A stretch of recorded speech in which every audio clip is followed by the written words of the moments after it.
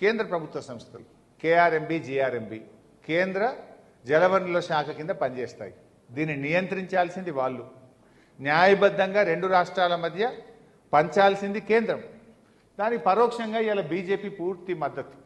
పునర్విభజన చట్టంలో నిబంధనలను ఆంధ్రప్రదేశ్ ప్రభుత్వం తుంగలో దొక్కుతుంటే నియంత్రించాల్సిన కేంద్రం నిధులిస్తూ తెలంగాణకు ద్రోహం. ఎందుకు ఈ మాట అంటున్నా అంటే, ఇలా పోలవరం బనకచెర్ల ప్రాజెక్టుకు సాయం చేయండి. ఇక్కడ చూస్తే మీరు సిఆర్ పాటిల్తో కలిశారు, పీయూష్ గోయల్తో కలిశారు అని ఇదంతా మనం న్యూస్ ఐటమ్ ఉంది. అయితే దీన్ని ఎవరు నియంత్రించాలి? గోదావరి బనకచెర్లకు జిఆర్ఎంబి అనుమతి లేదు, సిడబ్ల్యూసి అనుమతి లేదు, అపెక్స్ కౌన్సిల్ అనుమతి లేదు. నీకు అసలు గోదావరి జలాల్లో ఫ్లడ్ వాటర్ అనే కాన్సెప్టే లేదు. నువ్వు ఎట్లా కడతావు? దీన్ని ఆపమంటావా? వీళ్ళు ఉల్టా ఏం చేస్తారు? ఇంకా 50% మీకు అదనపు నిధులు ఇస్తాం, 50% అదనపు